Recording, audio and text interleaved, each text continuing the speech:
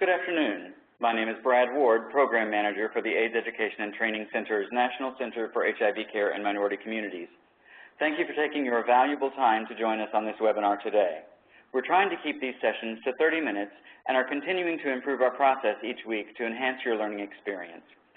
We continue at 12:30 p.m. Eastern Time, but hope to offer different times on Friday afternoons to address the needs of our sites in the Pacific Time Zone. For your convenience, the slides are posted in the Virtual Learning Lab if you have not already downloaded a copy. I'm pleased to introduce to you today our presenter, Dr. Patricia Gilliam. As many of you know, Dr. Gilliam is a doctorally prepared nurse practitioner and certified HIV specialist who serves as our HIV clinical specialist for the AETC-NCHC-MC. Dr. Gilliam? Good afternoon, everyone. I want to thank you again for taking your time to be here with us. The topic, or maybe I should say topics today, are hepatitis A, B, and C. I briefly mentioned the screening for the hepatitis in our first webinar, knowing that we would need to go into more detail in another session. I'm sure that most of you are proficient in diagnosing the hepatitis in both acute and chronic stages. But, and this is a big but, with hepatitis management, there are some significant differences in patients that are at risk for HIV infection and for those that are already infected with HIV, with or without a hepatitis diagnosis. Today, we're going to apply hepatitis A, B, and C diagnostic and monitoring algorithms to those patients co-infected with HIV. We've already mentioned a little bit about the diagnostic sections, but today we'll focus on monitoring for hepatitis A and B. We'll also look to apply hepatitis immunization recommendations for those patients that are co-infected with HIV. Most importantly today, we want to recognize potential contraindications for starting and stopping HIV or hepatitis medications. A learning objective that's not going to be addressed in this webinar is the actual treatment of either hepatitis B or hepatitis C for non-infected or co-infected HIV patients. The management of hepatitis B and HIV is not so difficult, and you may get comfortable doing this diagnosis and treatment after you become comfortable with HIV medication management, because several of the drugs actually target both HIV and hepatitis C, HIV and hepatitis B, and so one multi-drug regimen will cover both of these conditions. Suffice it to say that treatment and management of hepatitis C is complex, and it's even more complex recently with the release of the direct-acting antiretroviral medications for hepatitis C. Primary care providers will likely continue to refer to an infectious disease or gastroenterologist who specializes in hepatitis C treatment for the treatment of hepatitis C. The information for today's webinar comes primarily from the HRSA-HAB Guide for HIV Clinical Care and the CDC Guidelines for Prevention and Treatment of Opportunistic Infections in HIV-Infected Adolescents and Adults and Adolescents. The page numbers are listed for you on this slide. The guidelines for opportunistic infections are the same ones that we used last week, but there's quite a detailed and extensive discussion of the hepatitis in this particular opportunistic infection guideline series. In case you have to leave the webinar early, I wanted to mention that there are several slides at the end of this slide set that provide you with some information to access additional education, and some of them are CME accredited, related to both hepatitis and hepatitis and HIV. There are some CDC case studies, some IAS USA case studies and activities, as well as a presentation by Dr. Sanjeev Arora, who initiated the Project ECHO training modality for training primary care providers in the treatment of hepatitis C. We'll start today with just a few basics about hepatitis. Hepatitis is an inflammation of the liver caused by many different agents, including, of course, the hepatitis viruses themselves, A through E, and I think the alphabet's even gotten longer now. Alcohol, drugs, and these are prescription drugs, over-the-counter street drugs, herbs, herbals, as well as nutritional supplements in excess and with varying degrees of concentration and purity can certainly aggravate our liver and cause an acute drug-related hepatitis. Of course, there's the hepatitis from bacteria and parasites, some hepatitises that are caused by genetic disorders, and the maybe newer and growing in popularity and prevalence is the non-alcoholic steatohepatitis that's commonly referred to as NASH. NASH is common these days, more common, and is often called the silent liver disease. It's becoming more common as our obesity problem continues to grow in the United States, literally grows in the United States. And I'll talk about it a little bit later in this presentation and actually give you a web link to an NIH site that gives you a better description of what's going on with this particular liver disorder. The major hepatitis viruses A, B, and C that we're of most concern with in our HIV patients are transmitted obviously by different modes of transmission. Hepatitis A is transmitted via the fecal-oral route. Hepatitis A virus is can be found in contaminated food or contaminated water. The virus is passed in feces, so there's a danger of transmission during anal sex with anyone that has active hepatitis A. This places our MSM population at greater risk for this infection, as well as anyone that has the potential for fecal-oral bacterial exchange. It's important that we can talk comfortably with our patients about different sexual practices and explain to them in a linguistically and culturally appropriate way the real risks of anal intercourse for both men and women in terms of hepatitis and HIV. We have to begin to do a better job talking to our patients in a more direct manner about their sexual health. Hepatitis B and C are blood-borne pathogens and are transmitted via infected blood or body fluids. Hepatitis B is the leading cause of chronic liver disease worldwide. In high prevalence areas, HBV is primarily transmitted via perinatal or vertical transmission.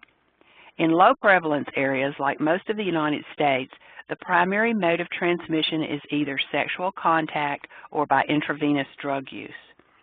The transmission of hepatitis B occurs during sexual activity when blood, semen, or vaginal secretions containing high levels of hepatitis B virus are moved from one partner to another. Anal sex in either gender carries with it a high risk of mucosal damage and bleeding. More specifically in women, any type of cervical inflammation or infection will cause or may cause a disruption in the mucosal barrier that would create a portal of entry for the virus. The exposure risks for hepatitis C are basically the same as for hepatitis B, since I mentioned they're both blood-borne pathogens, except in hepatitis C, the transmission from mother to child or vertical transmission seems less common. I've never seen an explanation or even a hypothesis to explain why this is true, but I see it written in numerous sources.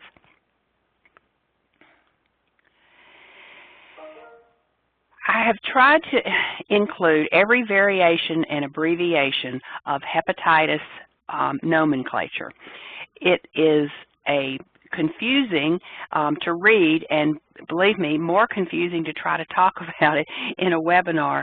And so I'm going to be using the one that I use most frequently, which is I'm not going to use any of the abbreviations or the synonyms. I'm just going to say the word out. But they're here for your reference, and you'll also have access to numerous pocket guides or job aids that will give you all the different abbreviations, synonyms, etc. in a fast and easy to use format. We have here in the left-hand column the lab results of the antibody presentation, and in the right-hand column we have how to interpret those particular lab results. Hepatitis A IgM antibody is positive, and that indicates that the person is positive for an acute infection. If the hepatitis A IgG antibody is positive, this indicates a past infection or vaccination, which would indicate that the person has conferred immunity. The total hepatitis A antibody is often used in the clinical setting to look for the presence of immunity. The total hepatitis A antibody screens detect both IgG and IgM. If the total antibody is negative, then that patient neither has had an acute infection nor a prior infection, and neither has that person been vaccinated. So that would indicate for that particular patient with a hepatitis A total antibody negative that they need the hepatitis A vaccine series. If the hepatitis A total antibody is positive, that indicates either a prior infection or vaccination. If there's any doubt that about the possibility of an acute infection or the patient appears with any symptoms, you'll then need to reflex to and draw an IgM, a hepatitis A IgM sample to distinguish an acute infection from a prior infection or vaccination.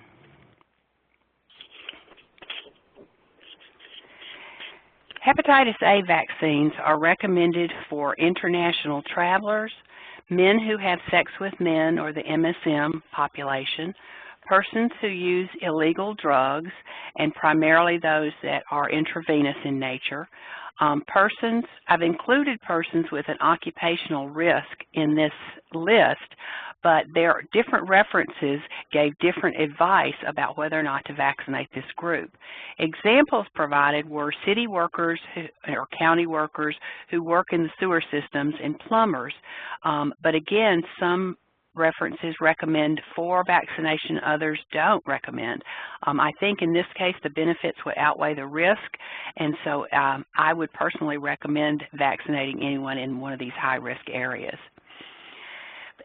Persons with other types of chronic liver disease that we've kind of already alluded to and will continue to discuss later in this webinar should also be vaccinated for hepatitis A. It's recommended that we check for a serologic response with either a hepatitis A IgG or hepatitis A total antibody at 1 month after completion of the series. The current recommendations still stand at a 6-month span between the initial injection and the second follow-up injection.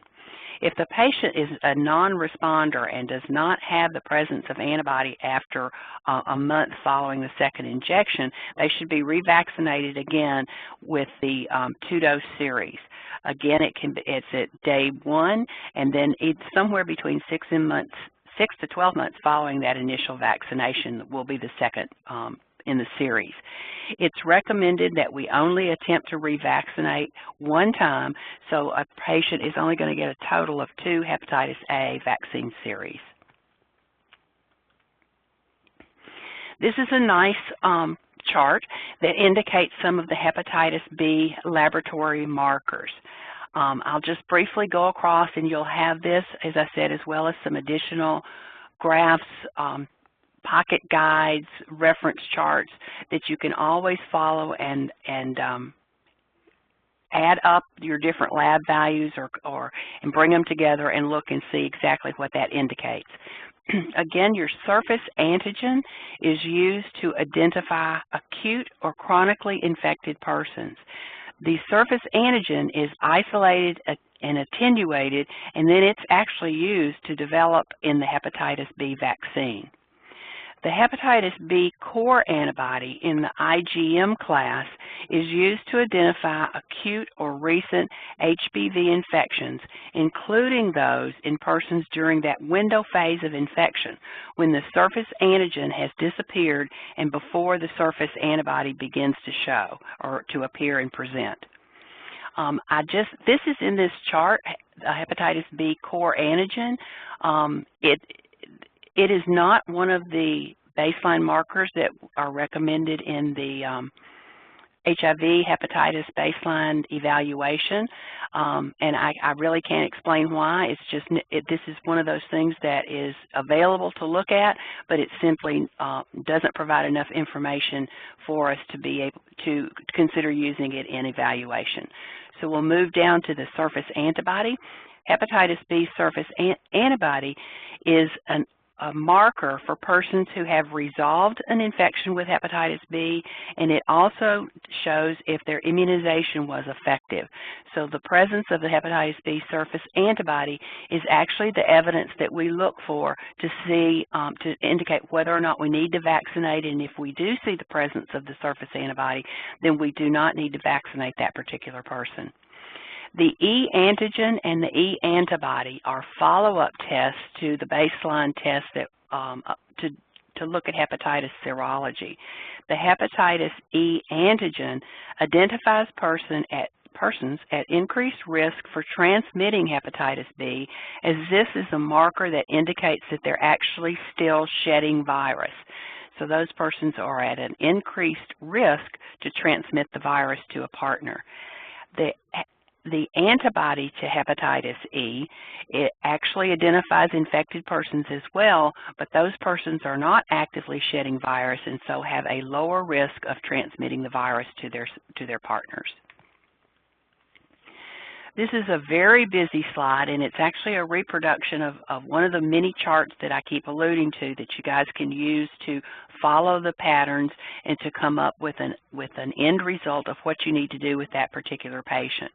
I'll just mention one and show you the difference in a chronic carrier of hepatitis B and a person that has actual chronic disease.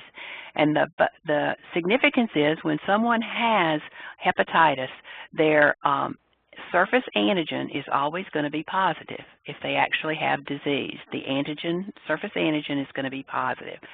The difference in someone that is a carrier is that they are not going to have E antigen, excuse me, I'm in the wrong column. They're not going to have E antigen present because they're not shedding virus. So they're a carrier, but they're not able to, or they're unlikely to transmit virus. Whereas that person with active disease that carries on for a time period greater than 6 months and becomes a disease of actual years in duration is going to be able to transmit hepatitis B virus, and you note that by the presence of the hepatitis B E antigen and a lack of the hepatitis B E antibody. Some people may rather look at a graph than a chart, and so this is a nice graph that shows you kind of how the antigens appear, disappear, and the presence of antibodies as the disease, acute disease, progresses through its stages. And again, this is a graph of acute hepatitis B, and you can see that the surface antigen immediately goes up, and then if the disease is cleared, that surface antigen is going to be disappeared after a period of time. You'll also see the loss, the loss of the surface antigen over time, and the trend that the E antigen stays for only a period of time and then converts over to the BE antibody, which indicates again that the acute disease has cleared, and again you have the appearance and the presentation after about 6, 8 or longer weeks that the surface antibody, which shows conferred immunity either from the presence of that disease earlier, exposure and having the disease, or having the vaccination. It's during this period here, it may be between 16, 20, 28, 32 weeks, where you don't have the appearance of the surface antibody, and you also don't see the surface antigen, so that nothing would indicate to you that would be a period where that patient you would miss the diagnosis in that particular patient. The progression of hepatitis B into a chronic disease, again, you're going to have surface antigen present throughout the course of the disease. You're going to have core antibody present throughout the course of the disease, and you're also going to have E hepatitis B antibody and hepatitis B antigen that continues to show and appear throughout the course of that disease. Lacking on this chart, of course, is the, everybody think, what's not on here? It's the hepatitis B surface antibody, which would show that that person has protection, but in this case doesn't, so they actually are diagnosed with a chronic hepatitis B condition. Again, looking at baseline markers. If all the baseline markers that we look at are negative, then you choose to vaccinate. If indeed the patient comes back and presents with a hepatitis B surface antigen positive, then you would go ahead and look at the BE antigen and BE antibody to determine if they're an active case or simply a carrier, which would predict their infectivity to others. Again, for a successful antibody response, after a month of completion of the series, we check for a hepatitis B surface antibody, and if we see the presence of the antibody, then we would know that the vaccine was successful.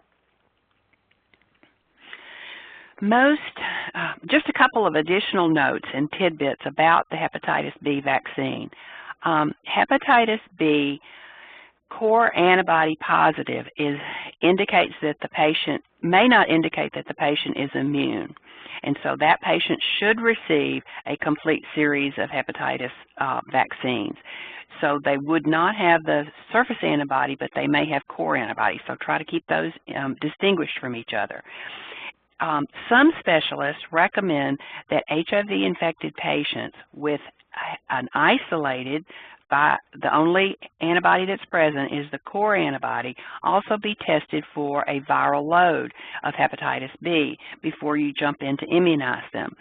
Because sometimes people that are severely immunocompromised may not be healthy enough to actually mount an antibody response. So if they may not be able to present with that surface antibody, and they actually may have viral load on board. So if the viral load is negative, then it would indicate active versus inactive disease.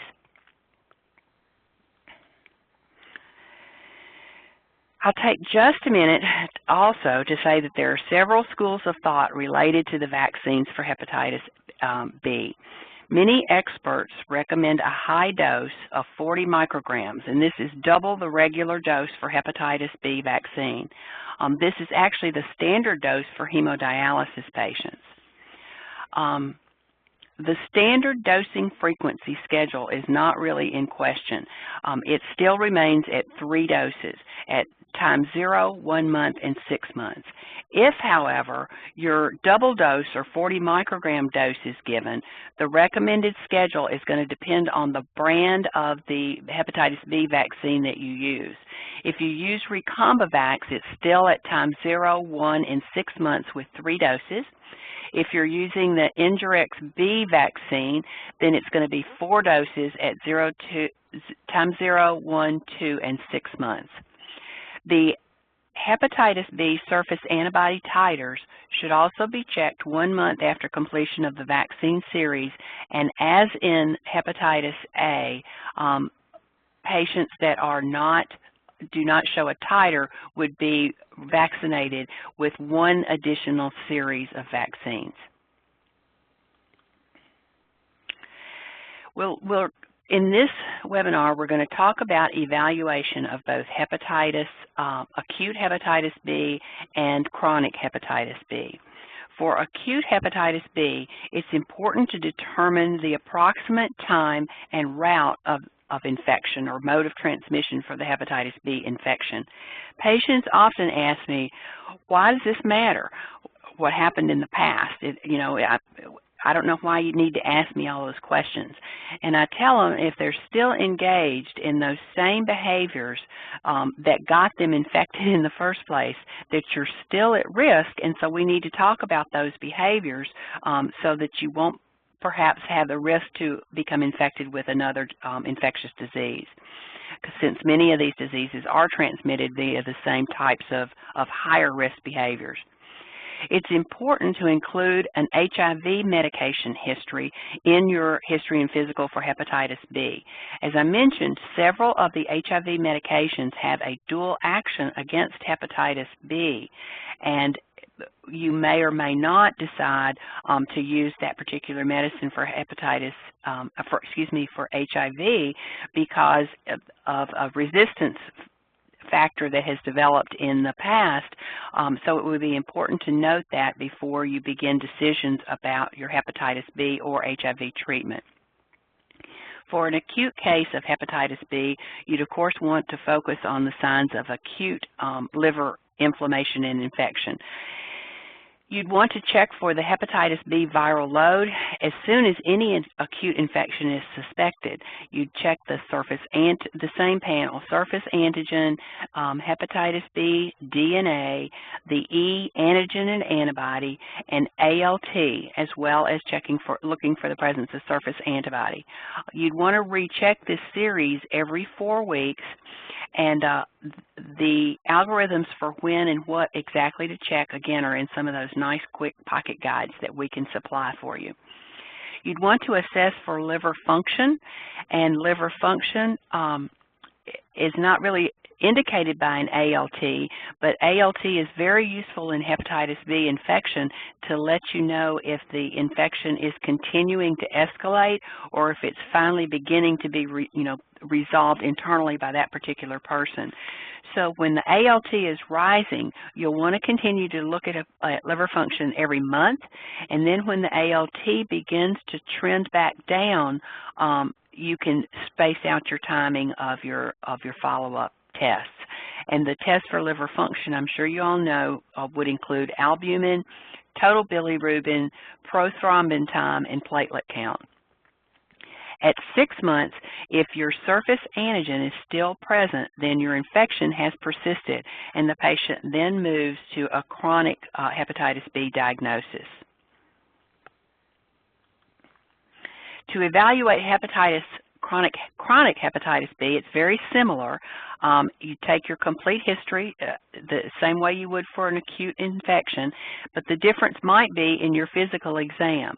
You might now focus on signs that you would see in a chronic liver situation, and you might see things like spider angiomas, palmar erythema, and the signs and symptoms of portal hypertension such as splenomegaly. You'll want to routinely monitor the patient's hepatitis B viral load, again noting if or not the patient is taking HIV meds and if those meds are dually active against hepatitis B. The actual liver function tests, again, are your platelet counts, your albumin, your total bili, your transaminases, and particularly for hepatitis B, your ALT, and your prothrombin time. Other liver diseases, we've mentioned hepatitis C, alcoholic liver disease, the non-alcoholic steatohepatitis, which is also called or known as your fatty liver disease. And here is that website that I mentioned that talks a little bit and can give you some extensive information about the upcoming emergent problems associated with NASH. You'd want to consider a liver biopsy, but realize that it's not mandatory. It's not mandatory at all for the ongoing decision-making related to treating hepatitis. The results can help you know the level of damage, and it could be said that it's more helpful in deciding if you're going to treat and when you're going to treat, rather than making some basic yes-no decisions. You'll also need to screen for hepatocellular carcinoma with an ultrasound. Most specialists order this every 6 months, and if you're getting some old records from a person that has chronic hepatitis B or C, you'll notice that you'll see some old results for alpha-fetoprotein. We used to look at that every 6 months as well, but we found out that there are way too many false positives that were requiring, an extensive workup that was expensive and just trying. And then again, the cost benefit just really wasn't there. So we're not recommending that AFP levels be drawn any longer to look for hepatocellular carcinoma. And then just a reminder, don't forget about your hepatitis A. If the hepatitis A serology indicates the need for immunity, you can protect that patient's liver from another insult if you go ahead and immunize against hepatitis A. This slide talks just a little bit about long-term monitoring. It's another one of those examples of an algorithm of tests with indicated frequencies and interpretations, and that particular information is contained in your HRSA HAB clinical guide on page 410. So that can be a reference for you to look at in your spare time. I wanted to mention that it's essential to monitor patients with hepatitis B regularly according to the algorithm that's contained here in the clinical guide, because we want to monitor not only for the increasing hepatitis B viral load, but also for liver function to see if it's maintaining or worsening over time. The timing and treatment and choice of treatment for hepatitis B and HIV co-infected patients are critical. You have to have, even if you're not going to treat it, you have to have an awareness of medications that have a dual activity for HIV and hepatitis B. These medications for HIV and hepatitis B are lamivudine, emtricitabine. These two are very, very close in molecular structure and very, very close in resistance patterns. This one is a newer drug with very similar action but fewer side effects than the lamivudine, and then tenofovir. I wanted you to be aware that these two drugs, the emtricitabine and the tenofovir, are also contained in combination drugs. I wanted to provide these trade names because you may see these in patients. It's easier for patients to remember the names of these drugs. So you may hear that they're on one of these two drugs, which are very popular because they are co-formulated. So the two drugs, emtricitabine and tenofovir, are contained in a two-drug combination called Truvada. They're coupled together with another drug for a complete HIV regimen called Atripla. This is the one pill once a day that you hear about. And this medication was actually just approved last week, which is another three-drug all-in-one pill combination called Complera, which also has these two drugs that are active against hepatitis B. So for right now, and suffice it to say that it's important to recognize if you have a new patient coming in on any of these medications that you want to pay particular attention to the co-infection or potential for co-infection with hepatitis B. I wanted to give you this case to think about after today, and a more thorough discussion and my interpretation and plan will be up on the virtual learning lab Tuesday morning to give everybody a chance to post their answers and their thoughts. And you guys can react to each other with your thoughts too. So just, please take advantage of that opportunity to interact together. Mr. Jimana is a 55-year-old Hispanic male who was recently diagnosed with HIV, but importantly, he's not yet on antiretrovirals. This is what his hepatology serology came back, so I will let you guys have that to look at and ponder and look over for the weekend. The next few slides just give you some additional resources and these CME activities that I alluded to at the beginning of the presentation. I tried to keep us on time by reserving questions to the end. Now please, if you have any questions, feel free to ask them, and we'll also post any questions and answers that you have on the forum in the virtual learning lab. Any questions? And thank you guys for being here today. Thank you, Dr. Gilliam. At this time, we will unmute all phone lines for questions, but request that if you have a question, please either click the raise hand button so that we may call on you, or use the chat feature on your computer and type your question to Dr. Gilliam. All chat questions will be read aloud to the participants and answered for everyone to hear. So at this time, we will open it up for questions.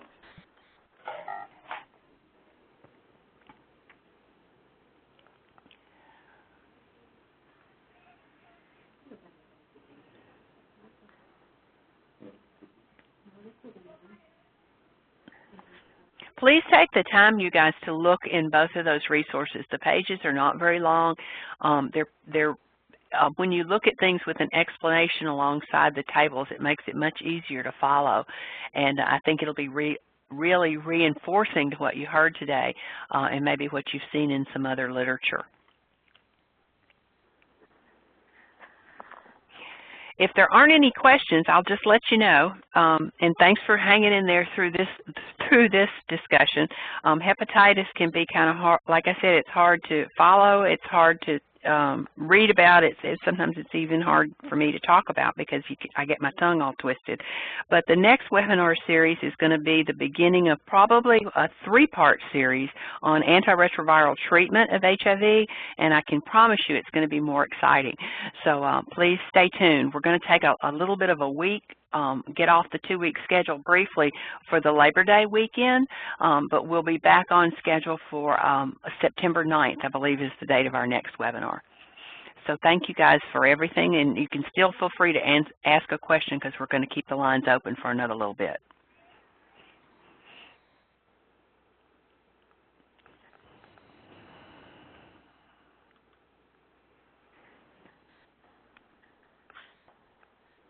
Not seeing any questions at this time, we would like to thank everyone for participating on today's web conference. A recording of today's call will be available shortly in the Virtual Learning Lab's Building the Foundations page. While there, we invite you to ask follow-up questions or make your contributions to the case study by clicking on the Forums tab and participating in the Hepatitis and HIV-Infected Patients discussion. You may also contact Dr. Gilliam or any member of the AETC NCHCMC staff by emailing us at clinical@nchcmc.org. Again, thank you for participating. Enjoy the rest of your day and have a great weekend. Hello, Brad. Yes. Hi, this is Dee Bridges from Community Health Net. I just have one quick question. Is there any place that we can print the slides off of? Like, can we print them out of the Virtual Learning Lab? Can they be printed out? Yes, they are there for you to use in any way you'd like. There's a PowerPoint, a copy of the PowerPoint there in the lab. Okay, so even though I can't print it out for this screen, but I can go to the lab and print it out. Yes, you can. Okay. But it's always up the day before so that you can print it before we start the webinar on Friday. Okay, so it is up the day before. Okay. Okay, thank you so much. And also a script of of what I tried to say is going to be up there too, so you can feel free to read through that. Stumbles and all. Give us a headache. I mean a headache. I didn't mean that. Hey. I meant a heads up. That was a Freudian slip if I ever heard one. Wasn't it? I meant a heads up. Okay, guys. Thank you so much. Thanks. Have a wonderful weekend. Thank you. Bye-bye. Okay, thanks. Bye.